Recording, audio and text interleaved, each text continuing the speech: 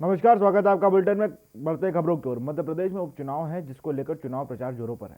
वहीं मुख्यमंत्री शिवराज सिंह चौहान ने भी प्रत्याशी के समर्थन में वोट की अपील की है। साथ ही कांग्रेस और कमलनाथ पर जोरदार हमला बोला है। क्या कुछ का आपको दिखाते हैं। आप चिंता मत करना, कमलनाथ ने जो ब्याज की कर्जा माफी के नाम पे आपके सिर पे ला दी, वो मामा शिवराज सिंह चौहान उतारेगा। किसानों को सम्मान निधि मोदी जी 6,000 दे रहे थे, उसमें 4,000 और जोड़ के मैंने 10,000 कर दिए, ताकि हर किसान के खाते में हर साल पैसा आए। और बेटे बेटियों भर्ती को जो प्रतिबंध लगा था, वो भी मैंने हटा दिया, ताकि नई भर्ती हम समाज की सेवाओं में कर सके। संबल योजना जो बंद कर दी थी, वो फिर से चालू कर दी है। आप सबसे मेरा यही निवेदन है कि कोई चूक इस बार ना हो। मनोज चौधरी जी के कारण उन्हें त्याग पत्र दिया, कांग्रेस की सरकार गिरी, इसलिए भारतीय जनता पार्टी की मेरी सरकार बनी है।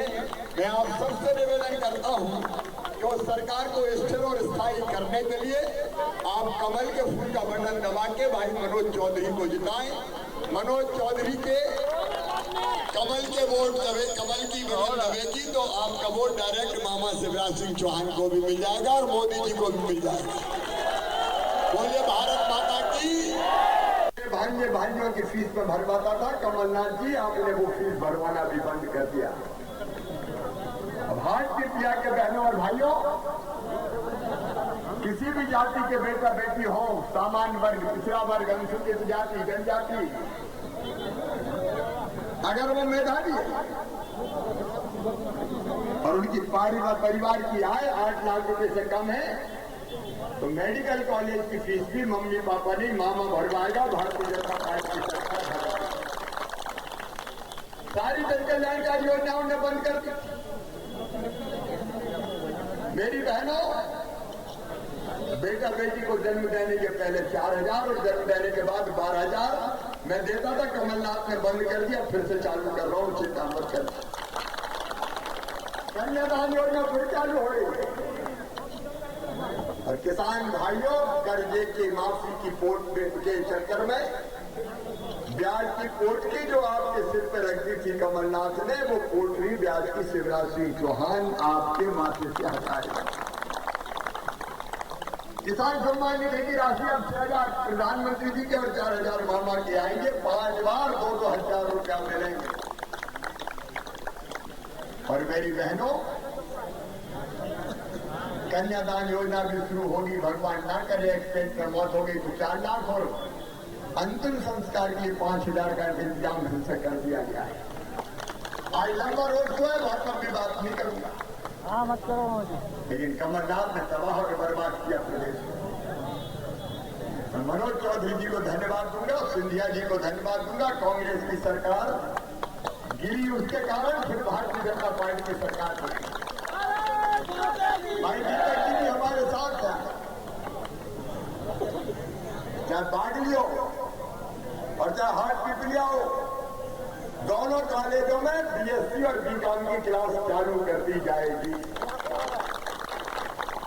आप सबसे मेरी एक बात सुनाए कि कोई कसर मत छोड़िए। भारतीय जनता पार्टी की सरकार को स्थिर करिए, स्थायी करिए। मामा को भी स्थिर करिए। जरूरी है कि नहीं, बताओ। तो आज अपील करने में आया हूं पूरे नेतृत्व के साथ। मेरे नाम इसलिए लीजिए कि बहुत लंबा रोड शो है। अच्छा, मुझे तो कहा था 2 घंटे का, मामा को उपवास भी है। अभी व्रत तोड़ा नहीं है मैं, चाय की जुगाड़ करनी पड़ेगी। कलाकंद फास्ट वाला है ना, वही खिला देना। लेकिन मैं आपको वचन देता हूं कि विकास के कामों में ना तो कम कमी की है, ना आगे कोई कमी रखूंगा। आपसे यही चाहता है, कमल के फूल की बटन दबाएं और भाई मनोज चौधरी जी को फिर से विजयी बनाए, ताकि विकास की यात्रा जो स्वर्गीय कैलाश जोशी जी ने प्रारंभ की थी, उसको तेजी से आगे बढ़ा के यहाँ की तस्वीर भी बदले और जनता की तस्वीर भी बदले। बोलिए, आप सब तैयार हैं? दोनों हाथ ऊपर उठा के, दोनों मुट्ठी बांध के भारत माता की जय बोल के संकल्प। भारत माता की, भारत माता की। मध्य प्रदेश में उपचुनाव से पहले कांग्रेस को एक और बड़ा झटका लगा है। वोटिंग से 8 दिन पहले दमोहा कांग्रेस विधायक राहुल सिंह लोधी ने पार्टी को छोड़ दिया। उन्होंने प्रोटेम स्पीकर रामेश्वर शर्मा को इस रविवार को सुबह इस्तीफा सौंपा। इसके 1 घंटे बाद ही वो भाजपा में शामिल हो गए। इस्तीफा देने के बाद राहुल लोधी सीधे भाजपा कार्यालय पहुंचे, जहां मुख्यमंत्री शिवराज सिंह चौहान ने उनकी मौजूदगी में भाजपा में शामिल कराया गया। सम्मानीय अध्यक्ष जी, हमारे वरिष्ठ नेता आदरणीय श्रीमान भूपेंद्र जी, चुनाव प्रबंधन की कमान उनके हाथों में है। महामंत्री आदरणीय भगवान दास रत्नानी जी और बुंदेलखंड के युवा और लोकप्रिय नेता जो अभी विधायकी से इस्तीफा देकर आज भारतीय जनता पार्टी में सम्मिलित हुए हैं, आदरणीय राहुल लोधी जी। मित्रों, आप सबको विजयादशमी की हार्दिक शुभकामनाएं और आपके माध्यम से मध्य प्रदेश की जनता को। मित्रों, कांग्रेस एक ऐसी पार्टी आज हो गई है जिसकी ना दिशा है ना गति है। आदरणीय कमलनाथ जी ने प्रदेश की मंत्री हेमंती देवी जी पर टिप्पणी की। राहुल जी ने दुर्भाग्यपूर्ण माना, क्षमा मांगी, लेकिन कमलनाथ जी ने कह दिया कि मैं माफी नहीं मांगता। राहुल जी को किसी ने समझा दिया होगा। तो क्या श्री राहुल गांधी की नासमझ है? मध्य प्रदेश कांग्रेस किस दिशा में जा रही है? ऐसा लगता है राहुल गांधी कांग्रेस अलग है और कमलनाथ कांग्रेस अलग है। सारी चीजें एक ही व्यक्ति के हाथ में केंद्रित। मुख्यमंत्री का मौका आया तो श्री कमलनाथ जी, प्रदेश अध्यक्ष का मौका आया श्री कमलनाथ जी, नेता प्रतिपक्ष का मौका आया श्री कमलनाथ जी, मुख्यमंत्री कमलनाथ, नेता प्रतिपक्ष कमलनाथ, अध्यक्ष कमलनाथ, और बीच में तो यह भी बात आई थी कि युवाओं के नेता नकुलनाथ। तो पार्टी कांग्रेस को अनाथ है, ये कौन पूछ रहा है? और इसलिए कांग्रेस आज बिखर रही है। एक तरफ सरकार में रहते हुए विकास के काम नहीं किए, वचन पूरे नहीं किए, वादे नहीं निभाए, विकास ठप्प कर दिया। एक नए पैसे का विकास नहीं किया। जन कल्याणकारी योजना रोक दी गई थी। जनता के प्रति स्नेह, ममत्व, करुणा, संवेदना का आता पता नहीं। खबर इंडोरी से है, जहां बाजगा मुख्यालय पटियारी डोगरी में मिनी स्टेडियम का निर्माण कार ठेकेदार द्वारा कराया जा रहा। रास्ते में पुल का निर्माण कार्य चल रहा है, जिसके चलते यहां स्थानीय निवासियों को कहना है कि लाखों की लागत से बन रहे पुल में घटिया सामग्री का कार्य कराया जा रहा है, जिसमें ग्रामीणों को आक्रोश व्याप्त है। वहीं ग्रामीणों का यह भी कहना है कि इस कार्य को उच्च अधिकारियों को इसकी जांच करनी चाहिए, जिससे यहां पर बन रहे पुल का निर्माण सही तरीके से हो सके।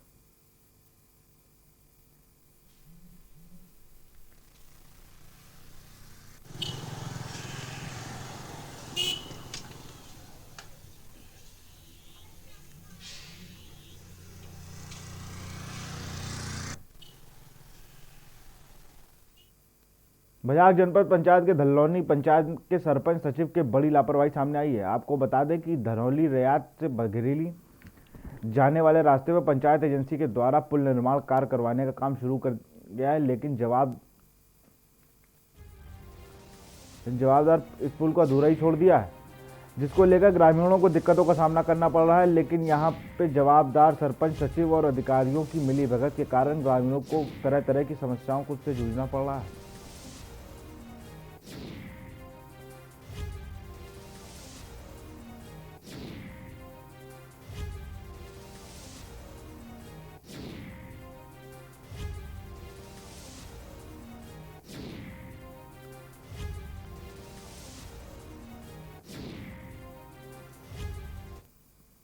मध्य प्रदेश की चुनावी दंगल में भाजपा सांची विधानसभा की सीट पर कुछ ज़्यादा ही फोकस कर रही है। यहां से स्वास्थ्य मंत्री प्रभुराम को प्रत्याशी बनाया गया है, जिनकी साख दांव पर लगी हुई है, जिनके चुनाव प्रचार में प्रदेश के मुखिया से लेकर पार्टी अध्यक्ष बीडी शर्मा के अलावा देश के वर्तमान और पूर्व मंत्रियों ने डेरा डाल रखा है। भाजपा में कांग्रेस ताबड़तोड़ सभाएं कर रही है। कांग्रेस से मदन लाल चौधरी तो भाजपा से प्रभुराम चौधरी हैं। यहाँ प्रचार के लिए पहुंचे पूर्व मंत्री और विधानसभा प्रभारी श्रीराम पाल सिंह और विदिशा विधायक रमाकांत भार्गव और प्रदेश अध्यक्ष बीडी शर्मा ने के न्यूज इंडिया से एक्सक्लूसिव बात की, आपको दिखाते हैं। नमस्कार, आज हम हैं सांची विधानसभा के गांव हरदौट में, जहां से कांग्रेस के प्रत्याशी खड़े हुए हैं और बीजेपी से खड़े हुए हैं प्रभुराम चौधरी। और यहीं पर आइए हम उनसे मुलाकात करते हैं, पूर्व मुख्यमंत्री भार्गव जी से। नमस्कार।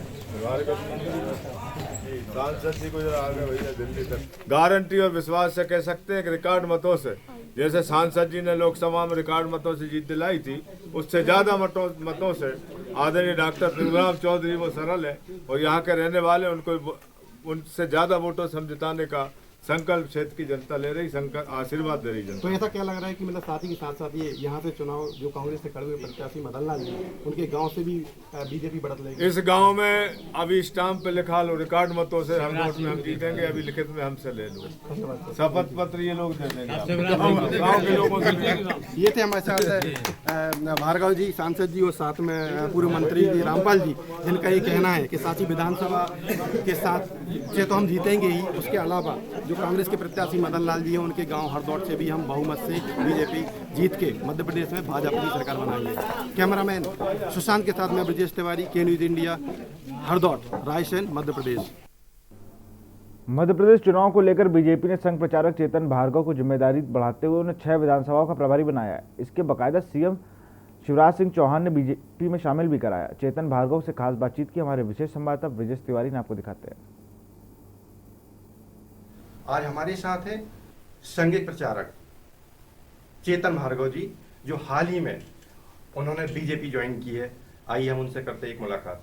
सर, आप ये बताइए कि अभी जो आपने ज्वाइन किया है यहाँ पर संघ, आप बहुत बड़े संघ प्रचारक माने गए हैं और संघ प्रचारक से सीधे भाजपा में आए हैं, तो आपकी आपको जो ज्वाइनिंग हुई है वो कौन बड़े नेताओं के द्वारा हुआ?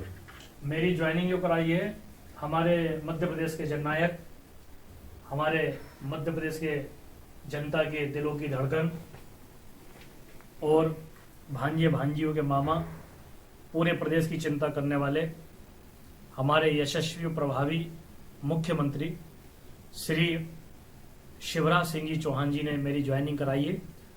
कल देगांव के अंदर जो सभा थी, उस सभा में उन्होंने यही मुझे भगवा कमल के फूल का पट्टा उड़ाकर मुझे भारतीय जनता पार्टी का सदस्य बनाया है और यही सबसे बड़े नेता हैं मध्य प्रदेश के मुख्यमंत्री जी, जिनने मेरी भारतीय जनता पार्टी के अंदर ज्वाइनिंग कराई। ये थे हमारे साथ चेतन भार्गव जी, जिनसे अभी मुलाकात की है और उनका सीधा कहना है कि मध्य प्रदेश में हम 28 से 28 सीटों में भाजपा को जिताएंगे। कैमरामैन प्रवीण के साथ मैं ब्रजेश तिवारी, के न्यूज इंडिया, रायसेन, मध्य प्रदेश।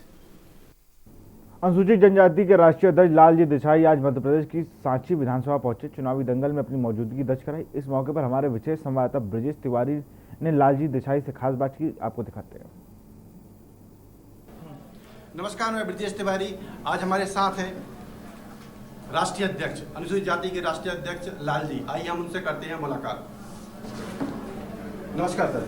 नमस्कार सर, आप मध्य प्रदेश में उपचुनाव को लेकर बहुत तेजी से तैयारी चल रही है और आपका जो आगमन सांची में हुआ है प्रभुराम चौधरी जी के सपोर्ट में ही हुआ होगा, बाकी माना जाए। उसके मामले में सर क्या बोलना चाहेंगे? सांची विधानसभा में क्या स्थिति लग रही है आपको अभी चुनाव को लेकर? मुझे लगता है चुनाव मुद्दों पे लड़े जाते हैं, चुनाव विकास पे लड़े जाते हैं, लेकिन कांग्रेस मुद्दों से भटक गई है। कांग्रेस के पास मुद्दे नहीं है, दागदार उनके चेहरे हैं नेतृत्व में। भारतीय जनता पार्टी के पास बेदाग चेहरे हैं, चाहे वो शिवराज सिंह हो जिनके प्रति जनता की श्रद्धा और विश्वास है, चाहे हमारे बीडी शर्मा जी हो, चाहे ज्योतिरादित्य सिंधिया जी हो, चाहे नरेंद्र सिंह जी, कैलाश विजयवर्गीय हो, बेदाग चेहरे हैं।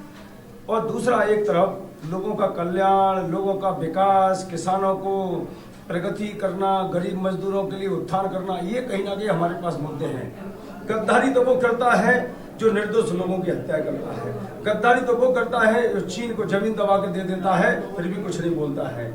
और इसलिए ये गद्दारी शब्द निर्दोष लोगों से कहना और भारतीय जनता पार्टी के प्रत्याशियों से कहना, मुझे लगता है जिस प्रत्याशी के बारे में कहा जाएगा उसकी क्षेत्र की जनता का अपमान भी है, क्योंकि वो प्रत्याशी वहां से चुनाव लड़ रहा है। अगर उसके बारे में गद्दारी कह जाती है कांग्रेस के नेताओं द्वारा, तो कहीं ना कहीं वो प्रत्याशी के साथ साथ उस क्षेत्र की जनता को भी गाली है कांग्रेस की।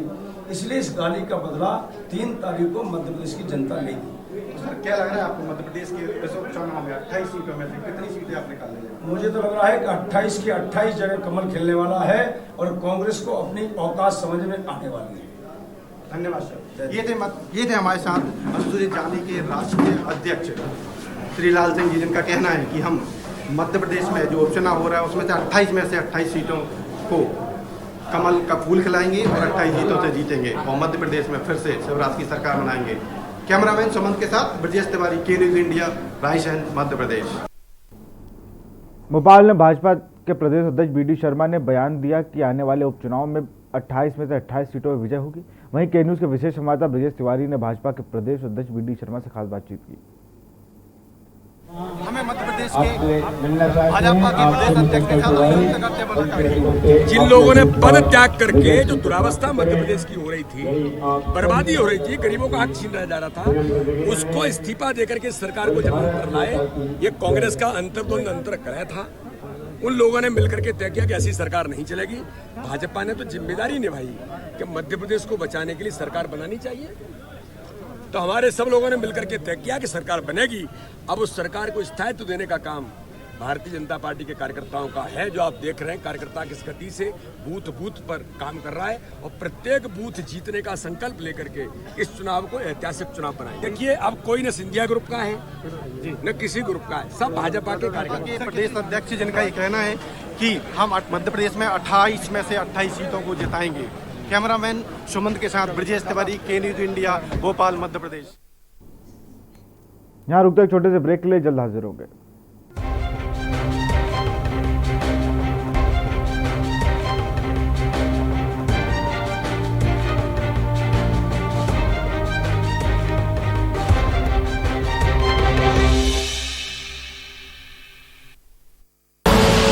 आप देख रहे हैं के न्यूज़, खबरों का सारथी।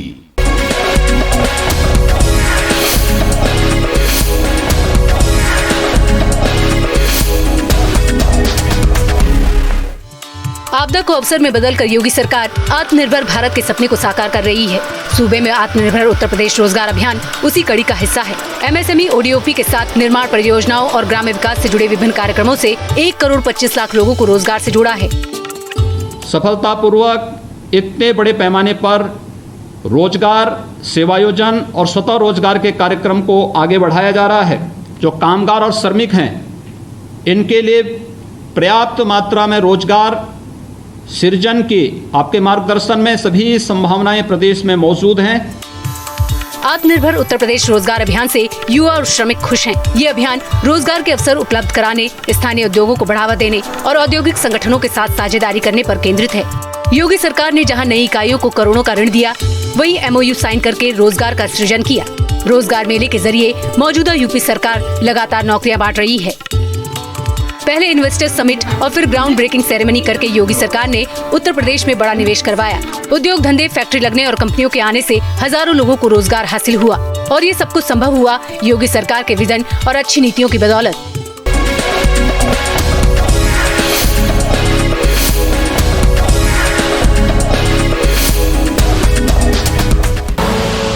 आप देख रहे हैं के न्यूज़, खबरों का सारथी।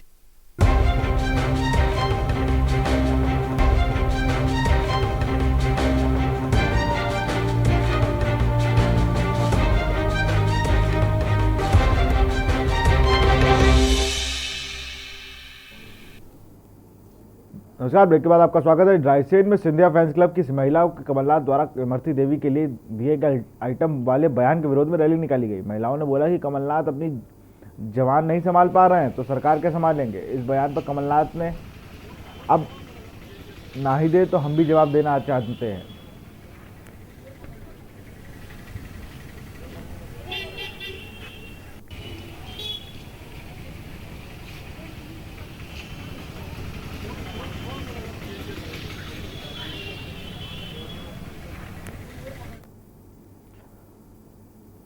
मंदाता विधानसभा के क्षेत्र के ज्योतिर्लिंग ओंकारेश्वर में भाजपा प्रदेश अध्यक्ष व वर्तमान सांसद विष्णुदत्त शर्मा ने सभा को संबोधित करते हुए कमलनाथ सरकार को आड़े हाथों लिया और उन पर गंभीर आरोप लगाए। आपको बता दें कि प्रदेश अध्यक्ष विष्णुदत्त शर्मा और माहेश्वर विधायक पूर्व विधायक राजकुमार मेव अपने साथियों के साथ फिर भारतीय जनता पार्टी में शामिल हुए हैं। इसी प्रकार ओंकारेश्वर के कांग्रेस के कई पदाधिकारियों ने कांग्रेस की सदस्यता से त्याग पत्र दे दिया है, भाजपा में शामिल हो गए। वहीं भाजपा की पार्टी के सभी वरिष्ठ कार्यकर्ताओं ने शामिल करते हुए बधाई दी।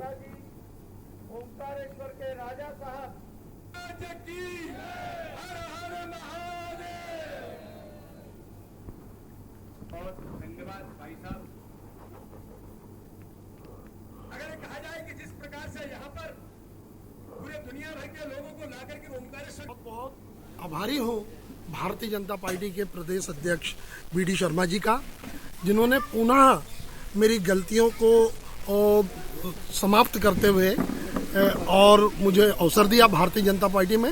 मैं पहले भी भारतीय जनता पार्टी का कार्यकर्ता था, मैं वर्तमान में भी भारतीय जनता पार्टी का कार्यकर्ता हूँ और भविष्य में भी रहूँगा, क्योंकि दिल से, मन से, कर्म से मैंने कभी भारतीय जनता पार्टी नहीं छोड़ी है। इंदापुर इच्छापुर हाईवे में नवंबर 27 स्थित मुत्सुकता देवी नदी किनारे बागेश्वरी मंदिर का नवरात्र उत्सव श्रद्धालुओं की भीड़ लगातार दिख रही है।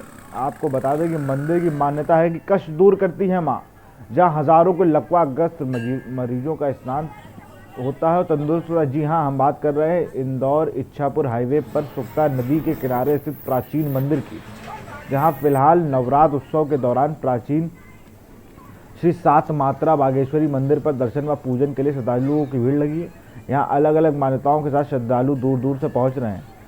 यहाँ पहुँच रहे श्रद्धालुओं ने बताया कि मंदिर की मान्यता है कि कोई भी लकवाग्रस्त मरीज यहाँ मंदिर में लगी सुक्ता नदी व कुंड में स्नान कर माताओं का पूजा अर्चना लगातार 5 मंगलवार या शनिवार करता है तो माता कष्ट दूर करती हैं। वर्षों से ऐसी मान्यताओं के साथ लकवाग्रस्त मरीज इस चौखट पर आकर ठीक हो जाते हैं।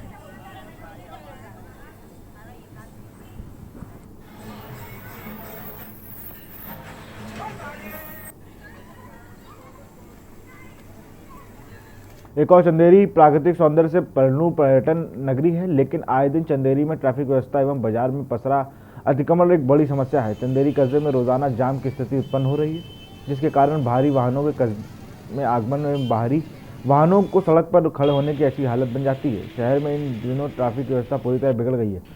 मुख्यालय बाजार के किसी मार्ग पर वाहन चलाना मुश्किल हो गया है। बाजार की सड़कों पर अतिक्रमण और बेतरतीब वाहनों की पार्किंग से दिन भर जाम लगा की हालत रहती है। ट्रैफिक दबाव व जाम के बीच दोपहिया वाहन तक रेंगते हुए गुजर रहे हैं।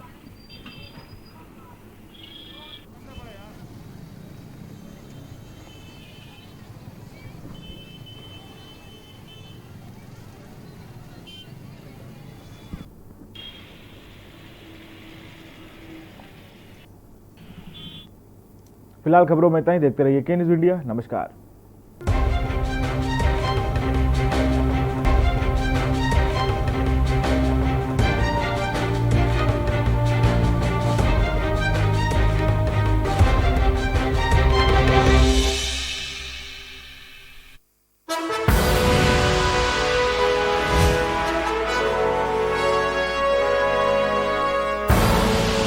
आप देख रहे हैं के न्यूज़, खबरों का सारथी। खुदी को आजमाया है तो ये अंदाज आया है, खुदी को आजमाया है तो ये अंदाज आया है। तुम में भी मैं हूं, शुद्ध प्लस पान मसाला। स्वाद और खुशबू में झूम के भाई लेके आए गोल्डी मसाले। गोल्डी मसाले, खुशबू और स्वाद ऐसा तो रिश्तों में गुस्सा कैसा।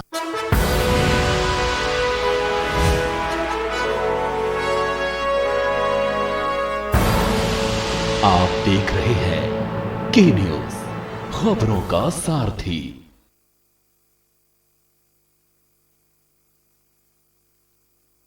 Unfazed by COVID, City Montessori School current academic session has found its rhythm of conducting effective, engaging, pedagogically innovative online classes for all its over 56,000 students collectively focusing on their emotional well-being, as was evident in the recently organized International Cultural Olympiad Celesta International, a youth festival of music and culture by City Montessori School, Aliganj Campus 1. The 4-day International Cultural Extravaganza, virtually organized, saw approximately 55 participants zooming in online from USA, Russia, Bangladesh, Dubai, Oman, Saudi Arabia, Nepal, and various states of India at a glittering inaugural ceremony.